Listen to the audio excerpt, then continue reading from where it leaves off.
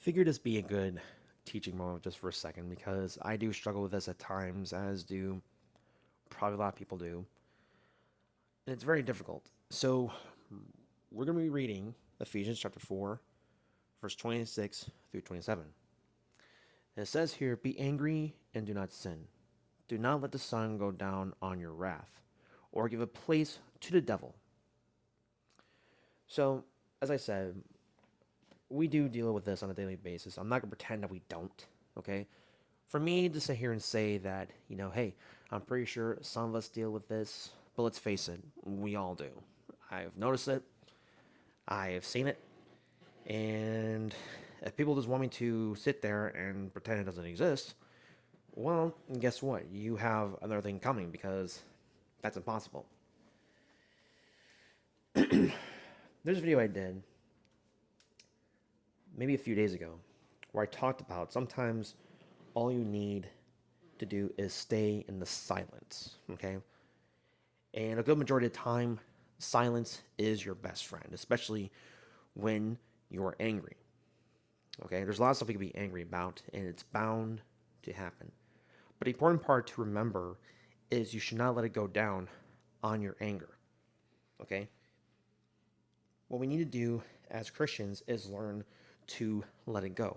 Okay, yeah, it's natural to be angry. But what's not natural is to hold on to it, hold on to that grudge. And a lot of people,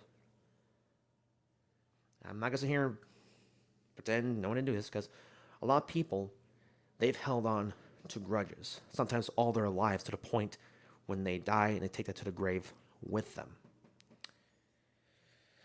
The stuff that I've been through in my life, I have held on to a good amount of grudges, and let me tell you, it's not fun. It does cause a lot of problems, especially to your mental health, your emotional health, and sometimes even your physical health. It gets to that very point, and it's not a point that you want to get to. You don't want to get to a point where it causes you to be in a coffin. You don't want that. Okay? So, what do? We give it to the Lord. That is something that we have to do. Okay? I don't know what else to say other than that. I'm not really the best guy to come to for advice. The only thing I can do is try to help those in need along the way. That is pretty much all I can do. If the information helps, it helps. But I do pray that people do let go of their anger. Not just their anger, but their grudges, their pride, anything else that may impede them on their walk with Christ. Okay? Because pride, for example, what does that do? Excuse me. What that does is it'll cause you to fall. Pride comes before destruction. Okay? People can sit here and say that has nothing to do with the book of Ephesians. As a matter of fact, I believe it does. Because even though they may not be the same thing, they do, however, do the same thing. They're not the same thing, but they do the same thing, if that makes sense. We use a term, let go and let God. Okay? We even use phrases like Jesus take the wheel, stuff like that. There's some little things like that.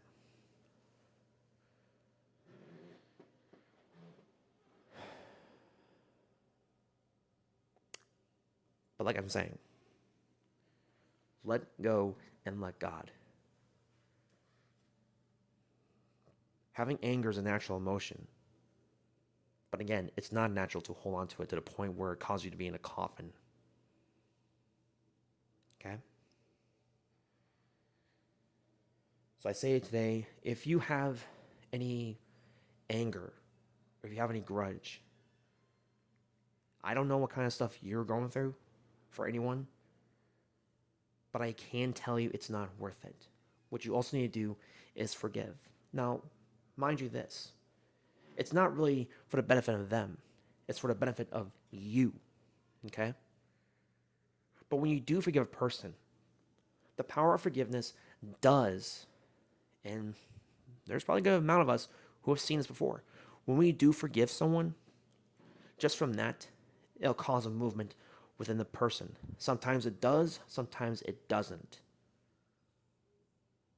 But just the power of forgiveness does change a lot. And even that in itself is also hard too, and I get that.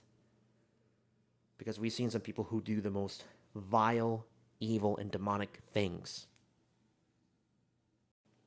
Sorry, I got distracted by my roommate for a second. But here's the thing, like I said earlier, forgiveness is not really for the benefit of them. It's actually for the benefit of you as the individual, as the person. Okay?